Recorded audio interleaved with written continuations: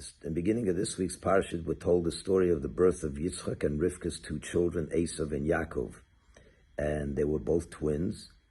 Esav was born first, and then Yaakov, as the Torah describes it, when he came out, his hand was holding on to the heel of Esav. And I saw a commentary that tells us that when he was holding on to the heel of Esav, they each passed on to each other a little bit of their own characteristics. In other words, some of Esav's characteristics were passed on to Jacob, and vice versa. What were the characteristics of Esav and Yaakov? Well, we know it in this week's Torah portion. Yitzchak told Esav, his son, Al char b'chatich, you're going to live by your sword. Hayodayim yudei Esav, the hands are the hands of Esav. In other words, he lives by his hands, by the sword, by fighting. What's the characteristic of Jacob? Hakel Yankiv. The voice is the voice of Yaakov. He's a man of the tense learning. He's the voice of morality, the voice of God. He's the voice of clarity.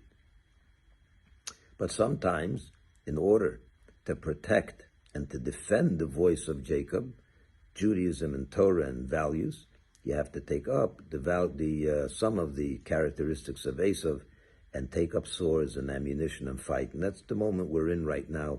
Israel has no choice.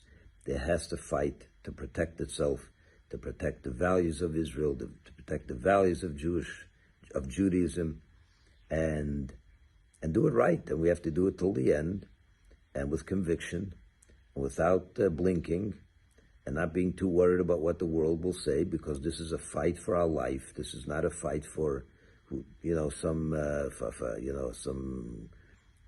monetary thing or some other thing that you can, yes, if you can make compromises. On this war, there's no compromises. And we have to speak loudly and clearly with conviction to our friends and our foes and explain it.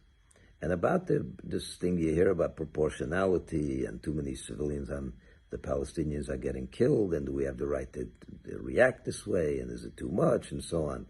I want to say like this: this is not a war of revenge. When you take revenge, you say, okay, then maybe do it a little more proportionate. We're here to defend life. We're here to defend Israel. We have to remove a major threat that has risen up against us. And when it comes to that, you have the proportionality is a different kind of proportionality. It's not you killed 1,000, so we'll kill 1,000. That's silly. That's nonsense.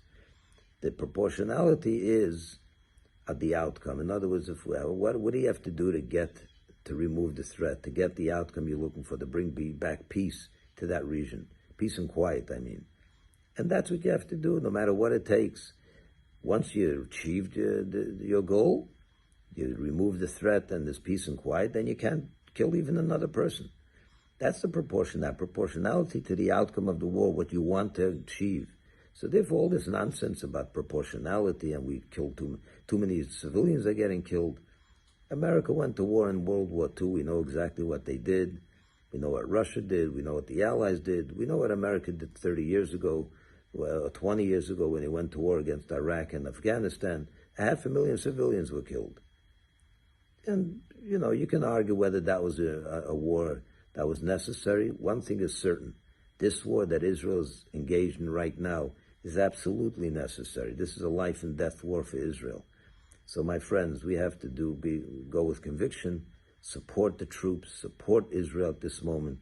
And I'm so proud of this rally that took place on Tuesday in Washington, where close to 300,000 people marched in solidarity to Israel with a moral clarity, with a voice. The Kel Yaakov was very, very loud, and the whole world heard it. And Israel has to take up the arms of Esav and fight so that all over the world the voice of Jacob can be heard loud and clear, and there should never be a threat again to our voice, to the voice of morality, the voice of Judaism, the voice of God, as it's expressed through the Jewish people as ambassadors here on earth. May God help Israel and the IDF to keep fighting this moral war. There's no more greater moral war than this one. And do it with conviction till the end, no matter what it takes, because we have no choice. And if there's anyone to blame, it's the Hamas terrorists who brought this upon their people. But as far as Israel is concerned, fight till the end, till you reach your goal. Once you reach your goal, don't kill even another person. Shabbat Shalom to everyone, and may we here in the diaspora continue to speak clearly the voice of Jacob, the voice of Torah, the voice of morality, because the world is desperately in need of hearing the Kol Yaakov. Shabbat Shalom.